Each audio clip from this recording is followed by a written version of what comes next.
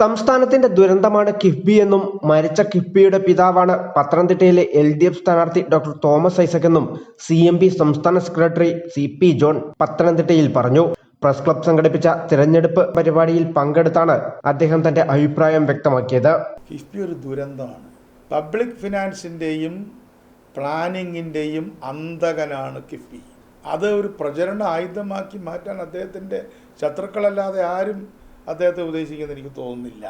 കാരണം കിഫ്ബി വന്നതിന് ശേഷം പ്ലാൻ മരിച്ചു. പദ്ധതി, പഞ്ചവത്സര പദ്ധതി, വാർഷിക പദ്ധതി, ആ പദ്ധതികൾ കിഫ്ബി കൊന്നു.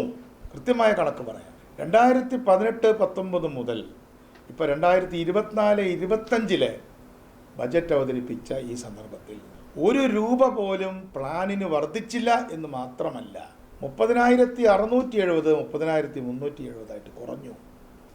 കേരളത്തിൻ്റെ പ്ലാനിംഗ് പ്രോസസ്സിനെ കൊന്ന ധനമന്ത്രിയാണ് നമ്മുടെ തോമസ് ഐസക്, മുഖ്യമന്ത്രിയാണ് പിണറായി വിജയൻ.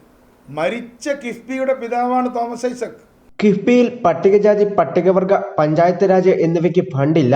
പബ്ലിക് ഫിനാൻസിന്റെ ദുരന്തമാണ് കിഫ്ബിയെന്നും ഈ വിഷയത്തിൽ താൻ അദ്ദേഹത്തെ വെല്ലുവിളിക്കുകയാണെന്നും അദ്ദേഹം പറഞ്ഞു. പ്ലാനിംഗ് രാജിൽ നിന്നും പ്രൊജക്ട് രാജിലേക്ക് മോദി മാറിയതുപോലെ സംസ്ഥാനത്ത് പിണറായിയും മാറിയെന്ന് അദ്ദേഹം പറഞ്ഞു. കേന്ദ്രത്തിൽ ഇന്ത്യ മുന്നണി സഖ്യം അധികാരത്തിൽ വരാനുള്ള സാഹചര്യമാണ് നിലനിൽക്കുന്നത്. NDAയ്ക്ക് കാര്യമായ നേട്ടം പറയാൻ കഴിയുന്നില്ല. ലോകം ആരാധിക്കുന്ന മുതിർന്ന കോൺഗ്രസ് നേതാവ് AK ആന്റണിയെക്കുറിച്ച് മകൻ നടത്തിയ പരാമർശം ശരിയല്ലെന്നും അദ്ദേഹം പറഞ്ഞു.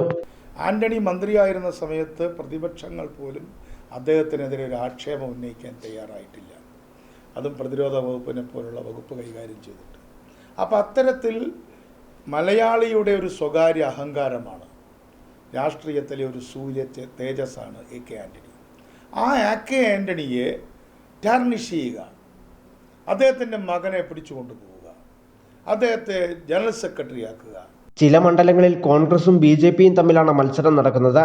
20 സീറ്റിൽ UDF വിജയിക്കുമെന്നും അദ്ദേഹം പറഞ്ഞു. News bureau, Pathanamthitta.